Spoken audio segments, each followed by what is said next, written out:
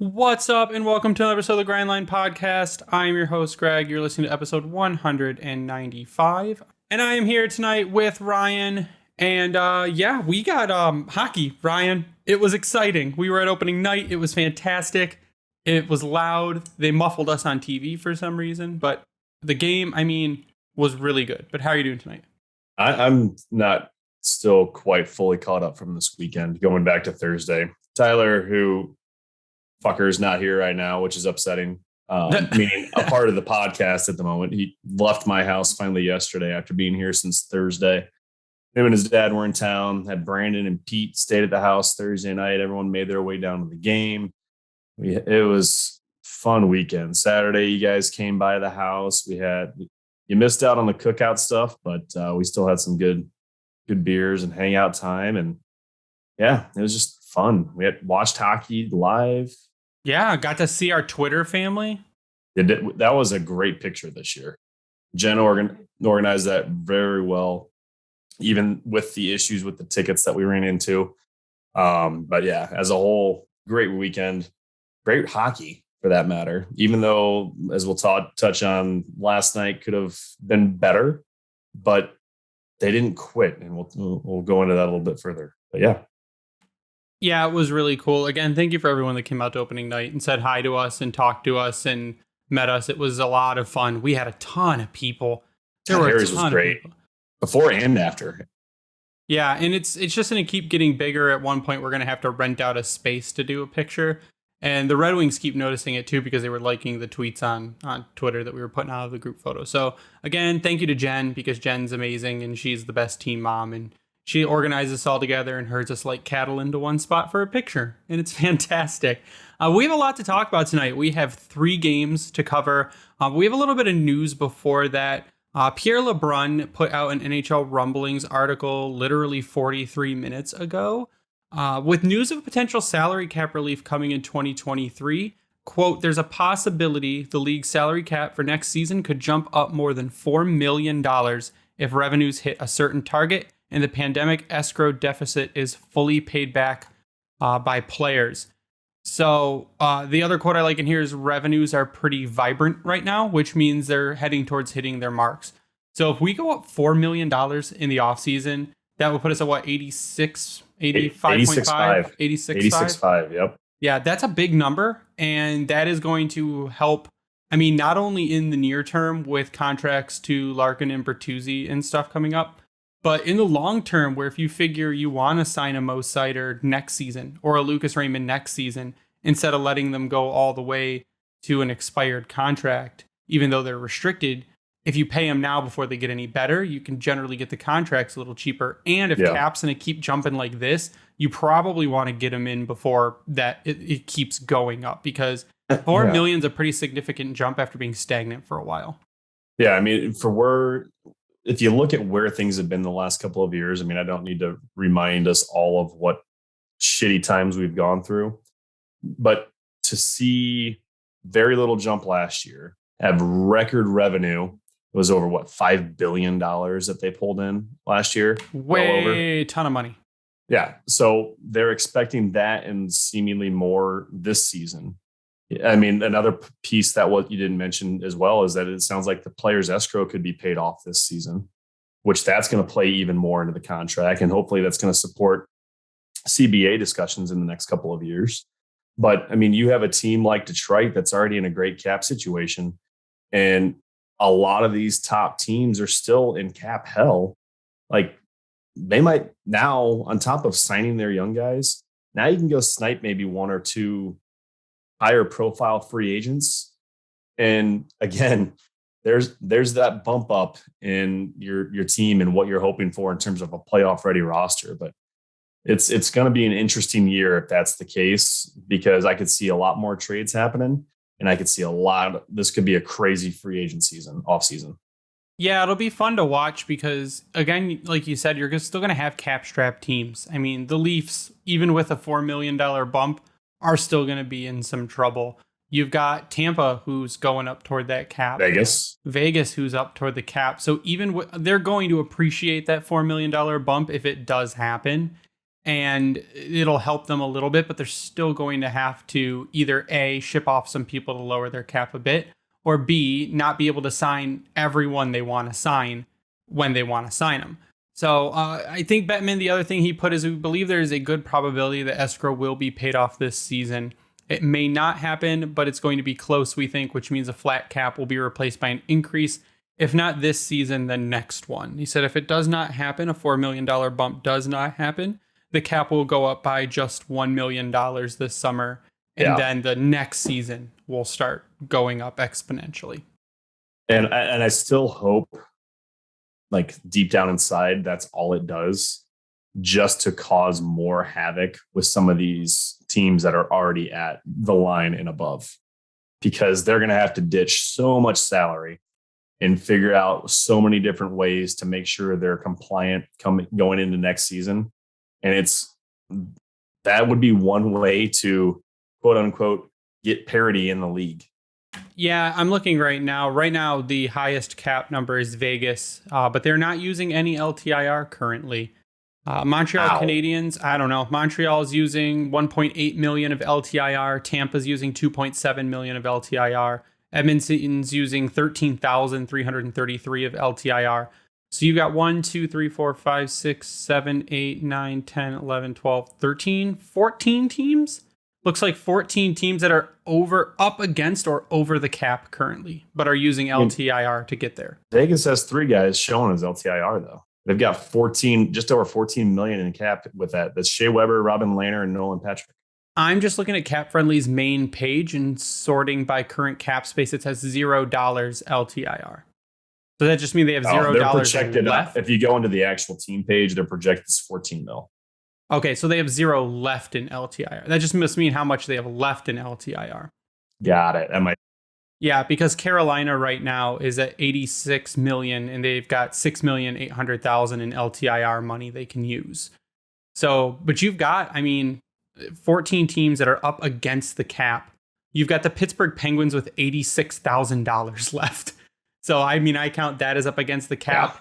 You've got, let's see, Pittsburgh, Dallas, New York, San Jose, and LA that all have under $1 million left. So a $4 million bump can help all these teams. Now, again, they all have their own situations. They've all got guys falling off, guys that need to be re-signed, people they won't pick back up. But you got over half of the league that's up against the cap. And then you come look down at the bottom with, we're hanging out with Anaheim, Arizona, and Buffalo.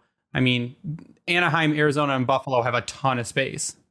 I didn't realize Buffalo was barely 1.7 million above the lower limit. Yeah. And people said Buffalo was probably going to be a better team this year. And if they're any good at that cap number, that's fantastic for them. Holy shit, I forgot they had Jeff Skinner. Yeah, Jeff Skinner's monstrous contract that doesn't make much sense. Now granted, it's going to jump significantly next year. Kyle Okposo's 34 years old. He is, yeah. Wow. Why did I think he was still like 27? He's not. It's because we're old, Ryan. That's why. Oh, well, that's a very fair point. I hate you. But we are going to move on to the actual Red Wings team. And from game 1, you want to start with sad news on the Red Wings front first? Okay, let's start with sad news. Tyler Bertuzzi out 4 to 6 weeks with a hand problem. They call it upper body injury. He blocked a shot with his hand. I'm assuming a 4 to 6 week time span is either a fracture or a break. Man. And that sucks. Looked bad. Yeah, brutal. Great shot block. Yep. Don't get me wrong there. But of all the spots, right square on the hand, it looked like it might have just gone between the padding there. Even if it did, that thing was a piss missile from the point. And he took all of that square and immediately came off the ice, and sadness ensued. They won, but they ensued sadness. Yep, and then last game, Jacob Vrana sat for personal reasons. Today, Derek Lalonde said there is no timetable on his return right now, but the Red Wings don't play until Friday, so I don't think it's going to be that big of a deal. So Joe Veleno and Philip Zadina back in, and all is okay with the world, I guess. That last game against LA, they did not look great, but they were able. They looked tired. They looked tired, but they were able to get through it. Dylan Larkin with possibly the play of the year and that diving stop on an empty net goal, and then Sonny to tie it up and take it to overtime, just shows you the kind of fire they have right now this year. New coach, just new system, new opportunities, and they're taking it. And I mean, Dylan Larkin's even said he doesn't want to be a team that wins. He wants to be a team that loses. He wants to be a team that's in it. They've asked him about playoffs. Say, wait a minute, that doesn't sound right. They've asked him about playoffs. He said he wants to be a team that's competing at the end. They want to be in competition the entire season. And that's the kind of stuff that it takes, especially from your captain, to stay in it like that. Now, so you touched on the play, aka the back check, is what I guess we can call it.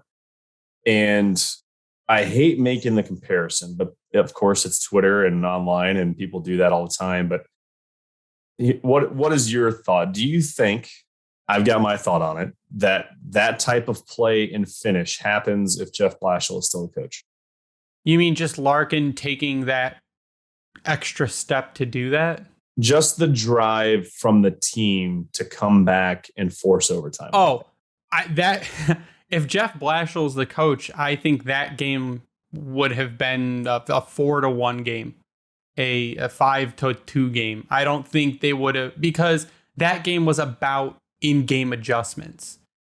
And they made some adjustments and they came back and the offense kicked up. I mean, David Perron is as advertised and it's fantastic. Oh my God. And I think though, like you said, if Blash was coach, I just think that there would have been no adjustments during the game and they would have lost by a decent score. But if this is the kind of team we're going to have all year, I mean, we've got to be an 85 plus point team at least. So by no adjustments, I'm going to assume that means like line changes and then just adjusting to the speed that LA was using, because they were fast last night. Changing your kind of play style to reflect what's happening. Yeah. And I agree for the most part. Do I think that they would have caved so early in the season last year? No. I think they came out hot. We've talked about this before.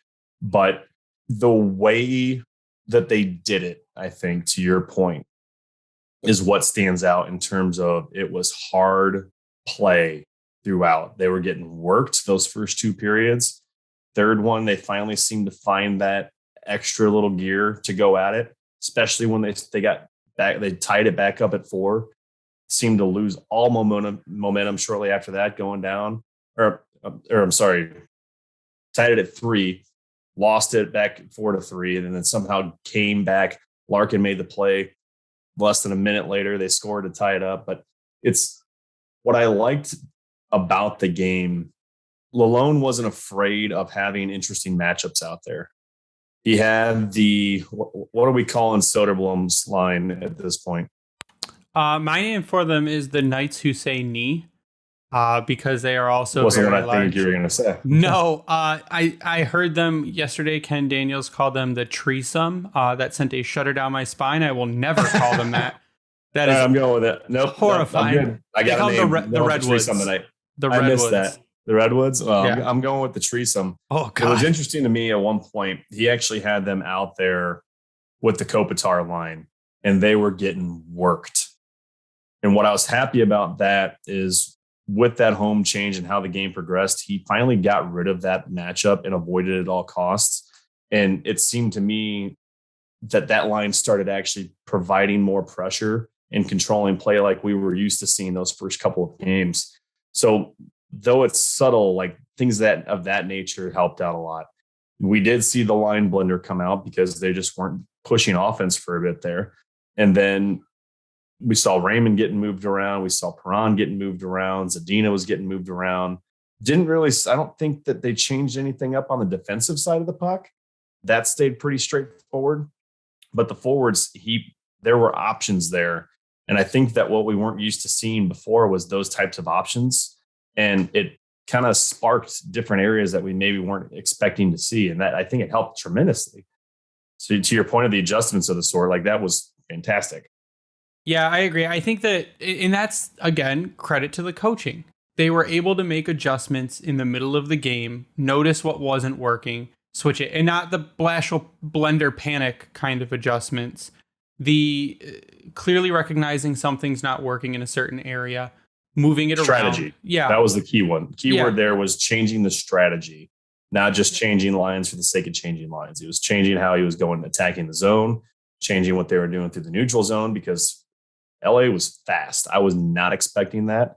And Detroit didn't adjust right away. And once they finally did, they weren't chasing the puck the rest of the game.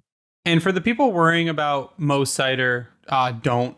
I think the point... it's more than just him, but I got to point to that. The point that was brought up online by a couple people that I agree with is that Lalonde is giving them kind of freedom to do what they want and explore their game and work to their strengths. And Blashill was kind of locking them down and telling them to do one thing. So when you were told, okay, just be your player, play your game, they're going to have to figure out what they can get away with and what they can't, what works and what doesn't, and then refine it that way. Mo Seider, by all accounts, has not been bad. Mo is still a +2 through 3 games. He has no points. He's 21 minutes and 53 seconds average time on ice. So he's still playing I think, most time on ice right now behind... Actually, no, yeah. Highest time on ice, second is Dylan Larkin, and third is Filip Hronek. So he's getting the most ice time out of everyone. He is not bad by any stretch of the imagination, but the offense is not there yet. He has 11 shots. So it'll come. I'm not worried about it. He's not a minus. 11 shots through 3 games for a defenseman is pretty solid. It's good. The biggest thing to me on that point, that means he's getting the puck through traffic and he's making things happen. It's not showing up on the score sheet yet, but it's going to be there real soon. Yeah. So the Red Wings do have 5 points through 3 games. I want to kind of go back to game 1 where we're playing and we're all there and we're all having a good time. And throughout the whole thing, there was pressure constantly. The defense looked really good game 1, like really good. And we did not I felt like there were maybe team defense, I would even venture to say for that matter. There were like 1 or 2 times where I'm like, oh, well, Montreal has possession or control, and then it was taken right away. And I mean, it was a beautiful thing to watch a team that just came off beating the Leafs. And they came in and we absolutely crushed them. And I said, I'm like, maybe it's early, it's game 1, but this just feels like a different team. The team on the ice feels different. And we even kind of talked about it in game 3, where maybe Larkin doesn't make that diving play on the back check, but this year he does. It's a different team. And again, maybe I'm jumping the gun, but that's just the way that I looked at it. Is just everything seems like it's been brought up a notch. The game is more calm. They're not calm, but poised. They're more aggressive. The offense has been kicked up a notch. And the goaltending, Husso and Ned have been, for all intents and purposes, they've been really good. So, Husso shutout in his first career start as a Red Wing. And then, Ned was spectacular. He had 37 out of 39 saves, or 39 out of 41, something like that. I think it was 39 saves. Ned? Yeah. Ned had 37 saves out of 39 shots, and 949 save percentage. Yeah. So he was really good. But this is the other thing, is he even talked about Husso talked about the team in front of him. And the team in front of him was playing hard, and they gave him that chance to win. And that's something I don't think we had last season, is that Ned can be a very good goalie, but no goalie is going to be phenomenal with a garbage defense in front of him, with a team that's not playing for the goalie in front of them. So I think that's another thing that goes toward my whole point of this team feels different this season. And I don't want to get super, super hyped up, because then inevitably I will just be let down and my dreams will be crushed. But I feel really good about it. And I asked people on Twitter too, but I want to get your take before I go through some of our responses. No, I was looking through the shot charts from those first 3 games. Montreal barely was able to get between the dots and in tight on the net. Now, the New Jersey game, to no surprise, there's a lot more traffic and shot attempts by them in close. But I feel like with the way that game went, they weren't as high danger. But they were able to get in behind. And Detroit, I felt like, did a great job in both games of keeping them more outside the circles, if you will. and really keeping the high pressure on. When you go to look at it, LA's shot charts, they were peppering between the face-off dots and anything in close. 1, 2, 3, 4 of their goals were from the face-off dot and below and through the middle. And then one came just outside, which several of their shots were wicked. The game-winning goal was a bit of a fluke. But, I mean, to your point about how the team defense has looked better, I mean, as a majority of the time, absolutely. They are attacking the puck. I think that was one of the things that Lalone, if I remember right, said that he wanted them to be aggressive and hard to play against, and they are absolutely doing that. They're utilizing what they can in terms of team speed and the way that they're pressuring. What's really I've enjoyed seeing out of that pressure in the defensive zone, it's leading to a solid breakout, and it's a controlled breakout. Now, if you look at last night, I feel like the sea legs caught up to them a little bit, and they were just kind of flat-footed more often than not, just trying to make a play without really skating into it. And that bit him in the ass several times. But what I was going to say about games in the sort early in the season, we go back to talking to Darren, it's going to happen in those first 9, 10, 11 games. It's nothing to really fret about unless it's happening once we get to the 15 game mark, 20 game mark, because that conditioning, yes, they had a full preseason, but they're still trying to get fully comfortable. Again, it's a brand new system, but we're seeing how when that system clicks, it goes. And they're scoring goals, which to me right now, that's the most important aspect of this whole thing, is that they're putting the puck in the net, whereas before it was like, all right, well, are they going to score? Now they're scoring goals, and they've done a decent job of keeping the other opposing team from also scoring goals. But LA, like I said, last night, they were full of piss and vinegar, and it was a struggle for Detroit to keep up with them. And they're a playoff team. That LA team is a playoff team, and we were able to keep up. We were able to tie it up when the last minute or last seconds were ticking down, and that's the kind of game you want to play against. I mean, especially at this point, that's the kind of game you want to play against a playoff team. Is like that game we played against LA. We are not, I mean, if I were to say right now, we're not a playoff team, that doesn't mean we can't make playoffs. But that doesn't mean we might make playoffs, because the rest of the league is in flux, and you got to figure out, how is Washington's season going to go? How is Pittsburgh's season going to go? The guys that are kind of toward the bottom, toward those wild card spots like last season. And if they have something catastrophic happen, then we could leapfrog them into a wild card spot. But we are, by saying we're not a playoff team, it's saying that we're not a team, I don't think, that is built to make a good run in the playoffs. We're getting there. Yeah. If we had to play a team like LA for 7 games, it would probably not end well. No, but what I mean is that if we got in, we'd probably be a first round exit. We might, I hope we get in and we get Toronto, and then we make it to the second round and just kick Toronto out in the first round. It'd be hilarious. Toronto would burn. They would literally burn. It'd be so funny. But I mean, if you look, you look at the score sheet too last night. For us, it was Ernie. Braun had 2 beautiful goals, and Sonny. But then you secondary scoring, baby. Secondary scoring. But then you look at LA, their stars showed up and came to play. They had Gabe Velarde, Adrian Kempe, who is out. Didn't he just go on IR today, from what I saw? I think he's out hurt now. Philip Deneau and Anze Kopitar. So their stars stepped up on the road. And that was my point there. Like Drew Doughty had assists last night. Kevin Fiala had some assists.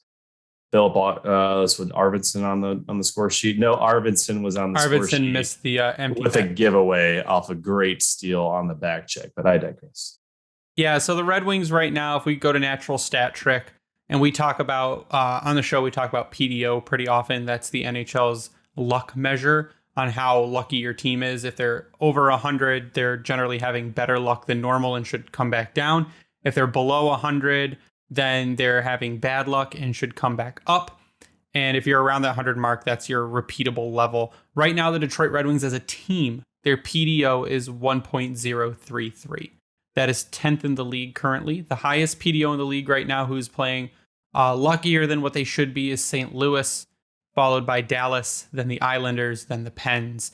And we can see that with a team like the Penguins, who were a wild card team last season. but they're 2-0-1 like we are right now. So right now we are playing based on our team, how we should be playing, how a team built like this should be playing based on the individual players and the team stats. So if it's repeatable like this and we keep going, this could, like I said, it could be a team that makes it to the playoffs, but is not a playoff team. And I know that's really confusing when you say it out loud, but it's just that's how it works in my head. You want to talk about Elmer? I think we should. I think we should talk about Elmer because this kid, because he did something pretty good, right? he scored a first NHL goal in his first game, and it was beautiful. And it was a game-winning goal, no less. And it was beautiful. What a slam dunk! Like that was a Shaq putting back a rebound and doing the Shaq attack dunk, where he just flings the legs up in the air. Instead, it was a young Elmer Soderblom who didn't really know how to celebrate and just was shocked instead. It's hard not to be excited about him too, because like everyone Did says, you see his parents. Yeah, they were also very excited. They were 2 sections over from us. Yeah, yep. It was beautiful. Oh, they were so excited. And everyone will say it, he's the unicorn. That's what he is. His skill set is insane. What he can do is pretty crazy. And you see the highlight from last night then too? Which one? His 3-stick tap to go around the Kings defenseman where he got hooked down by the goal. Oh, yes. No, Elmer Soderblom got hooked. And because I tweeted, you have to really, really try really hard to hook a guy like Elmer Soderblom because he's just so much higher than you. You've got to really reach for it to try and hook him down. What's great is that Ken and Mick were like, if he was a normal player, he would have been taking a high stick. Yeah, and that's what they could have probably called either or, and they went for the hooking. Yeah, for a quick description of what he did, the puck was pushed toward him. He was attacking the zone right before the blue line. Puck was on end. He hit it up in the air, and then when it got to about waist high or so, hit it again, and then again one more time, right around neck level. So just inside the high stick. If it was a normal player, would be well above their head, and managed to get it past the Kings defenseman who was still going backwards, or skating backwards, I should say, and just got to the puck. But as he was getting there, the Kings player got the stick up in him, hooked him down to the ice, and he drew a penalty off of it. Amazing play, huge play, type of play that you would hope that for what he's there to do is bring offensive skill into this team, and he's freaking doing it, man. Yeah, and if we go and look at his actual numbers right now, and again, it is only 3 games played, but his and because it's the beginning of the season, we'll probably have some new listeners. I'll explain some of the stats before we go too into them. But if we look at possession metrics for Elmer Soderblom, his Corsi 4 in all situations, which is above 50%, means the team was controlling the puck more often than not with them on the ice. So in all situations, his Corsi 4 is 58.7%. That means when Elmer is on the ice, the team is controlling the puck 58% of the time. His Fenwick 4, which is the same thing, above 50% means the team was controlling the puck more often than not with them on the ice, is a 65.4. His Fenwick is a 65.4, which means, again, the team is controlling the puck more when he is on the ice. And he's getting more offensive zone starts and defensive zone starts at 76%. But his on-ice save percentage is also 82.4. So team on-ice save percentage in all situations is the save percentage when that player is on the ice. And his average time on ice is 13 minutes and 39 seconds, which he's getting, and that's third line minutes, second line minutes. If that. He's getting power play time line too. Huh? He's on power play unit too. Also, he did get thrown out there yesterday. He actually got moved down to the first power play unit last night when all the changes were happening. Yeah, so he's getting special teams. So special teams is what's going to keep him on this team. That's the thing. They wanted him where he was getting ice time. Now, 13 minutes of ice time for a first year guy who's a mid-6 player currently, and getting special teams, that's what you want. So I think he's going to make it as the season progresses if he keeps playing like this. When guys like Fabry come back from injury, he's going to make it even harder to move him down. And we saw that. Joe Veleno was sat. Pia Suter was sat. Philip Zadina was sat. Soderblom has not come out of the lineup. So and I don't think we can expect him to, just because of the impact he's had so far in his little amount of time that we've seen him.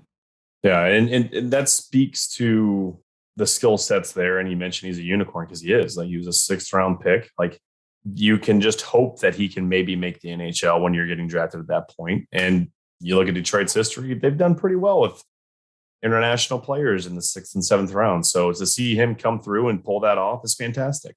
But as you mentioned, it's at the, what's the proper word I'm looking for? Chagrin of many people in this fan base, because that means that a guy like Filip Zadina has not been on the roster. That Joe Veleno has also not been in the roster. And Pius Suter, it's a toss-up between those guys of where they're going to be playing. I mean, Zadina, you could argue, had a shitty night last night. And was he alone in that sentiment? No. But for where he's currently at in terms of his roster status, it was glaring. And one of those turnovers that he had nearly led to a goal against. But he was still his aggressive self, and that's what you can hope for, but you need more. Now, I'm not saying that the team as a whole was perfect last night. They were far from it. They somehow got a point out of the game.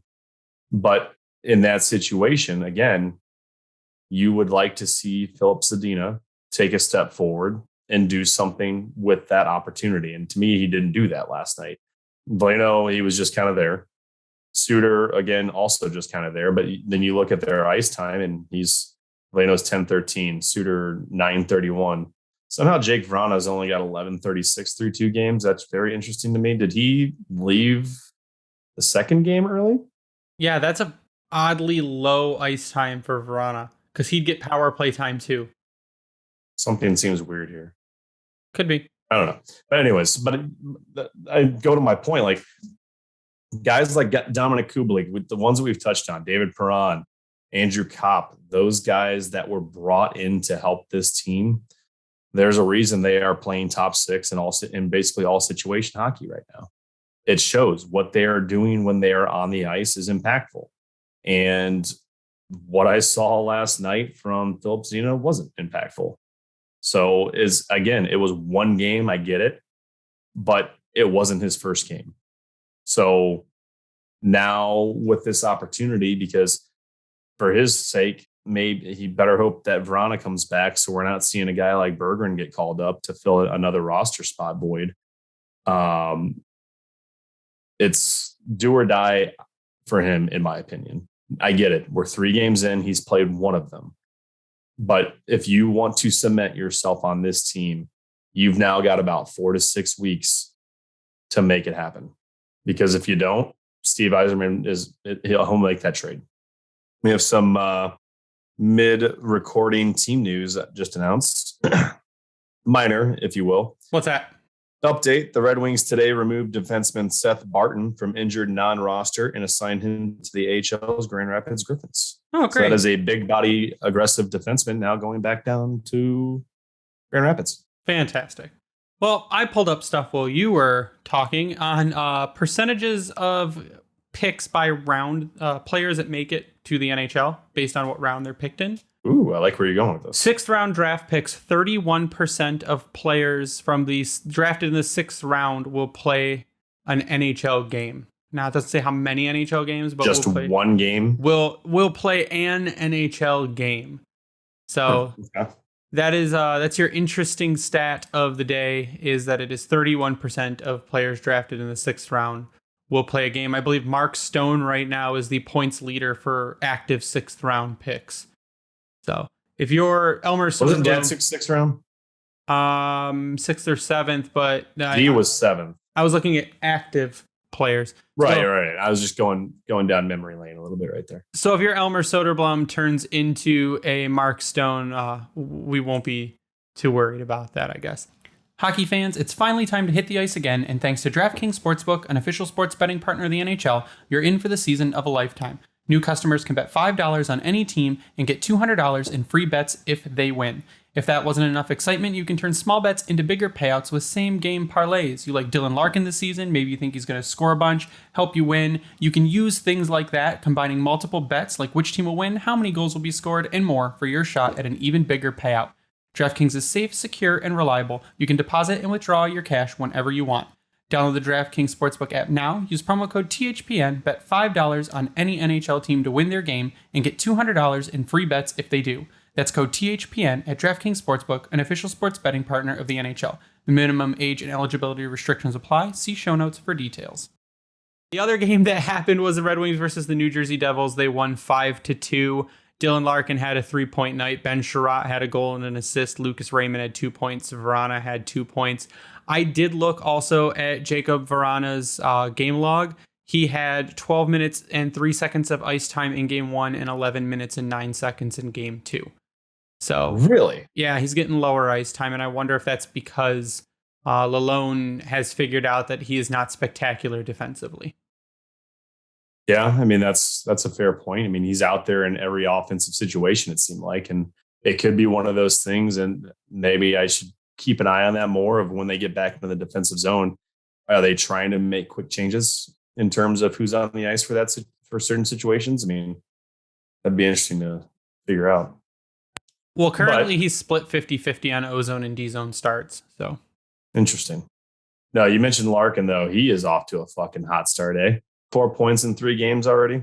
Yeah, if we actually go down the list right now, David Perron, 4 points in 3 games. Dylan Larkin, 4 points in 3 games. Olli Mata, 4 points in 3 games. In 66 games last season with the LA Kings, Olli Mata had 8 points. Dude, he is a smooth player. I don't know what's going on. Okay, so he was decent offensively when he played for Pittsburgh. He had a close to 30-point season. I believe he was in the 20s for a few seasons, like high 20s.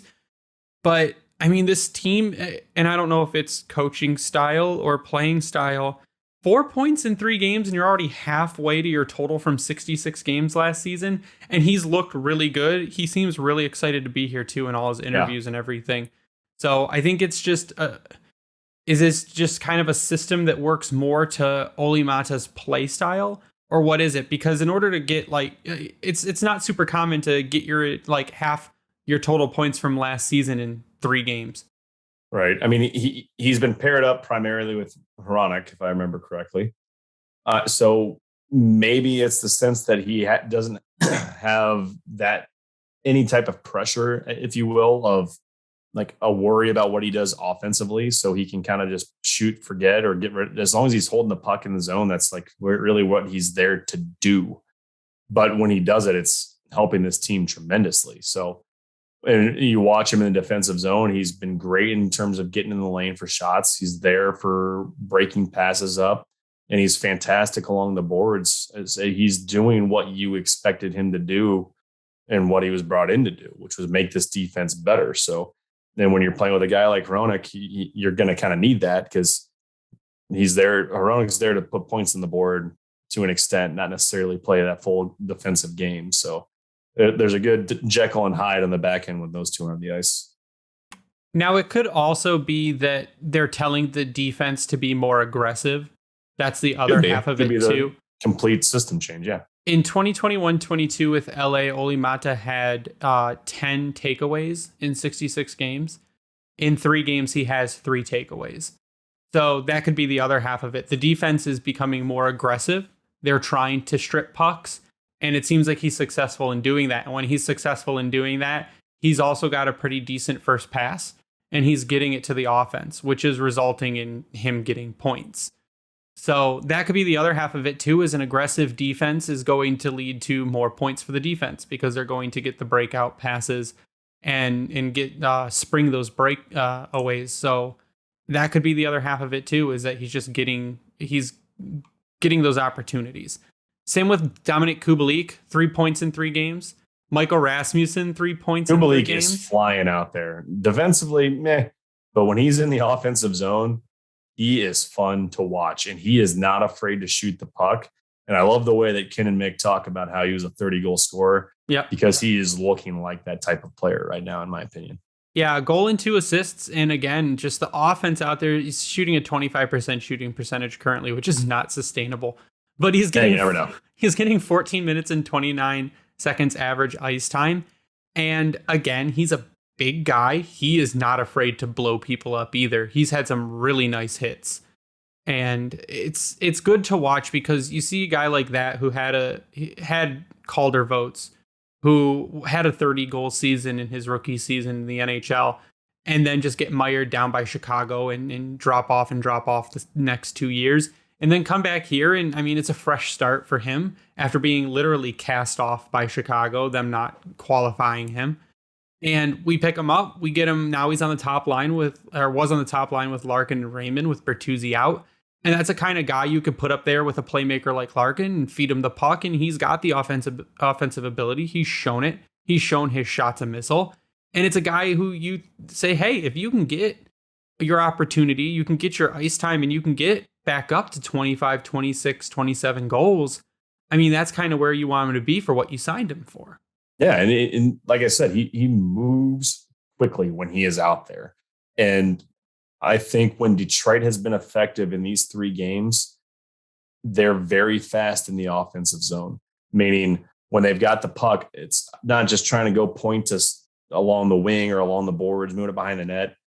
Puck moving great all day, but when you can move with the puck, thus getting the defense to move with you, it creates opportunity and chances. And when he's out there, that's what's happening, and it's fantastic. Yep, there are only 5 Red Wings currently that do not have a point. Robert Hagg, Gustav Lindstrom, Mo Seider, Joe Veleno, and Philip Zadina, they all do not have a point, but everyone else has points. And that's kind of goes back to what we were talking about before, is that the offense is there. And our offense has looked very good. And the game, especially in the game against Jersey, where that's supposed to be a tough team this season. And they keep saying that Jersey, they're taking, like someone had said to us early, Jersey, they're taking a step forward. And it's like, looks like they're taking a step backwards because they're 0-2 right now. And it was just good to watch against, because I'm like, this Jersey team could be tough. This could be a test for the Red Wings to see what they do. And they won convincingly. So it's a game, again, they were on the second half of a back-to-back. And those are tough, especially when you go on the road. And they did look tired in the first couple periods, but they picked it up and they were able to win that game, which was fantastic. So, yeah, again, it goes back to my point. The team looks and feels different. They do. And it's refreshing. I mean, yeah, there are new faces out there. So that is an immediate way that they're different. We've seen the impact that Perron is making on this team. His 2 goals yesterday, gorgeous. But then what was more impressive was the assist that he got to Sonny to tie the game late to push the game to overtime. You're seeing that these new players are making an impact, but you're seeing what this new coaching staff is helping do with this team as well. And what I'm really happy about is, though they just got their first goal, the power play has been wonderful to watch. They are moving the puck. They're getting the puck on the net, and they're more often than not, they are having sustained pressure. Has the puck found the back of the net yet? No, but they're not just shooting the puck for the sake of shooting it. They're doing so. It's causing havoc in front. Yes, we're seeing what we saw at the start of last season with Tanguay coming in with his new system and what he could bring it. We're now seeing that again, and it's effectively being utilized. Now, want that puck in the net, obviously. That's what the power play is there for.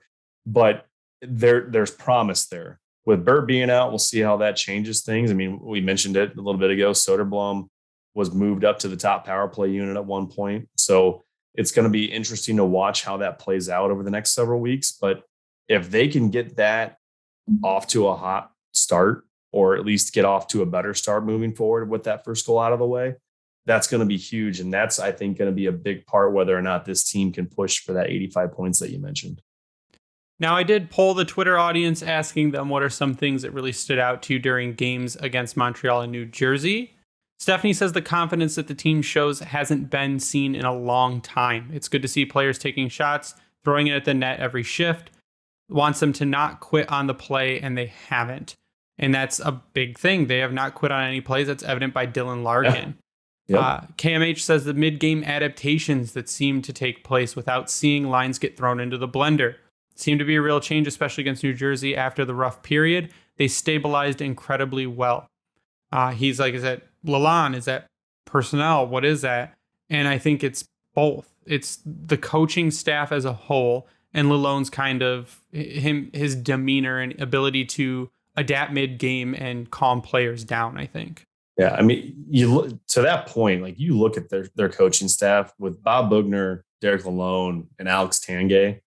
That's some good ass experience behind the bench right there. Bogner's got some time. Wasn't he interim head coach or head coach out in San Jose? Yep. So you've got that there as well, which I kept forgetting that he was on this team up until the start of the season. I was like, holy shit, I totally forgot about that. And he, I think, is part of the reason we're seeing such an improved defensive aspect and what he's bringing and just his demeanor, if you will. He was a tough ass player in the NHL, and he's brought that, I think, a little bit to this team right now, and they're doing fantastic with it. But I'm still excited. I know it's early, but the way they are playing to that point you just made, like it's noticeable from what we saw even just at the start of the season last year. Sig says shot number up, offensive zone puck possession up, depth is better than last year, drop off in talent and potential production from line to line is improved, meaning that it is spread out incredibly well, and we've seen that from top to bottom, that every line of ours has been dangerous, and that's depth scoring, that's extra people on the power play, that's different people on the penalty kill. You've got literally the largest line in NHL history with I think it was an average height of 6'6" in Sundqvist, Soderblom, and Rasmussen. So that's a big one too, is you've got a line you can throw out there. And Lalonde had said, God, I hope that line works. And then he said, they've overdone my expectations of what they could do. And just imagine that line barreling down on you in the defensive zone. You're going to want to get out of the way, because I'd kind of found that whenever Soderblom has the puck, they have to send two guys after him. If they don't send two guys after him, there's absolutely no chance. So that leaves a guy open somewhere on the ice, and him himself being on the ice is opening the ice for everyone else because of the coverage they have to throw at him in order to try and retrieve the puck. So when that line is on the ice and 3 games played, I'm looking at Natural Stat Trick right now. They've got 23 minutes and 13 seconds of time on ice together. They've got a Corsi 4 of 62%. They've got a Fenwick 4 of 70.59. Their shot 4 percentage is 70%, out shooting their opponents 21-9. They've somehow been outscored 2-1, but their expected goals for 1.8, expected goals against is a 0.5. They're dominating play when they are out there. I mean, you could argue that the exception was last night. Like I said earlier, how LA was kind of running circles around them with that team speed and what they had. That Iafallo, when they were matched up with Kopitar, Iafallo, and I don't want to say it was Arvidsson, but whoever the third person was on that line, they could not keep up. And I was happy to see that Lalonde finally went away from that matchup and got him away from, because that was the starting lines for the game as well, and it was just new. But it's fun to see that type of impact they're already making together. Yeah, and then the last comments we got, the Big Yellow M team makes good hockey players. That's one. We knew that. They make some of the best hockey players on the planet. And then Soderblom's silky paws and presence in front of the net. That's the other thing. Soderblom makes a better wall than window. And it's great. It's leading to scoring opportunities. He can park and just be like 2 Thomas Holmstrom stacked on top of each other. And Ben Sherratt looking for violence after the whistle. That is the one thing that I think has been the funniest, is Ben Sherratt wants to kill people. That picture, was that Greg that posted that? Which one? The picture of Mo going to play the puck and Sherratt going to kill the guy that was behind him. Oh, yeah. Mm-hmm. Yeah. Ben Sherratt chose violence. That was the picture. Yeah, that one. Yeah, and then there was a couple times where Sherrod gets punched in the face, and then he does throw the whole hands up like that guy should get a penalty for punching me in the face. It's worked once so far. The thing that I was worried about is now again it's still early in the season, but it was Ben Sherrod taking stupid penalties, and he's not taking stupid penalties. In fact, he's pissing people off and drawing penalties or trying to draw penalties, and it's working.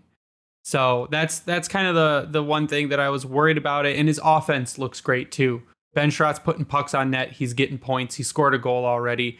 I don't think that contract's going to look as bad as a bunch of people were bitching about when we signed it. I hope not.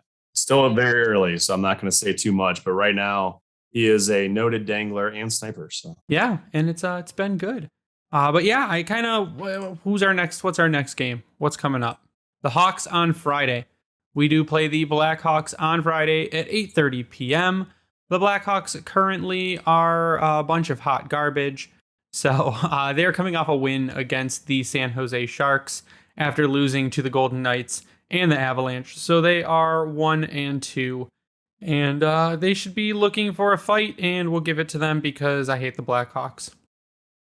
Yeah, no, I've got my meme, or I should say image, teed up ready for that game on Friday. So that will be getting tweeted out, as is the usual and tradition. So be prepared for that one for a retweet.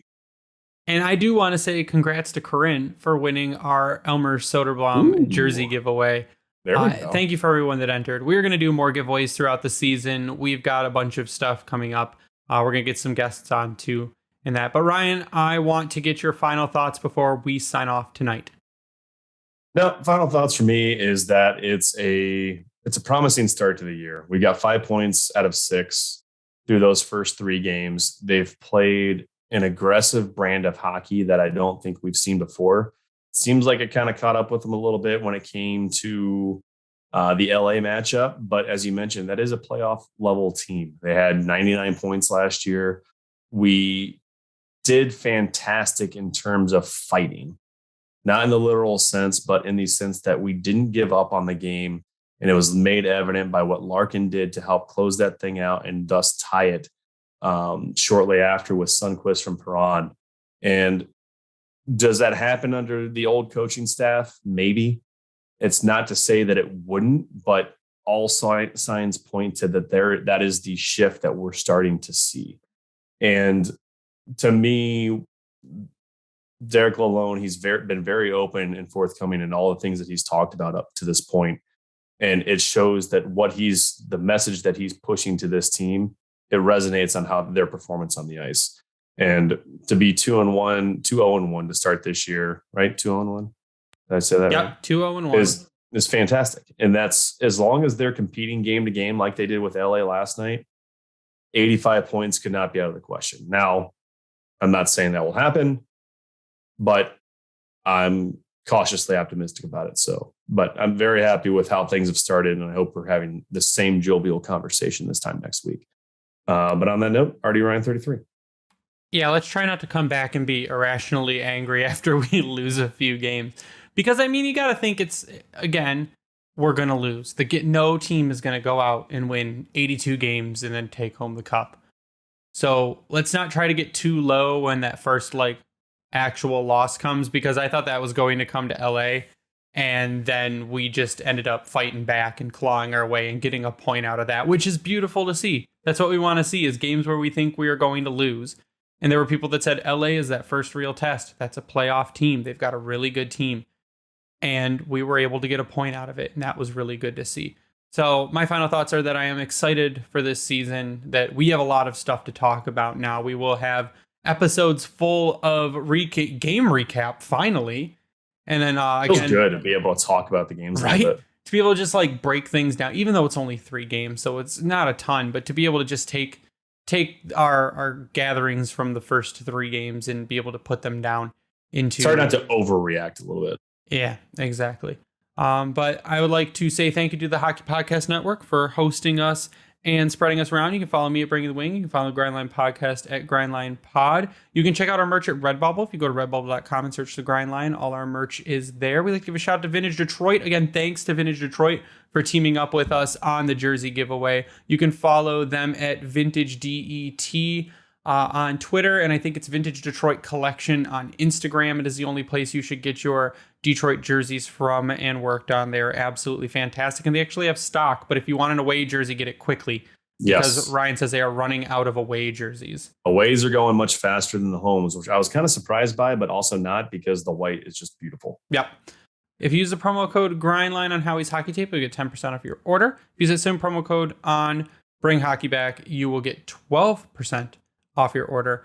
But that is going to do it for us tonight. So for Ryan, I am Greg. You stay classy, Hockey Town.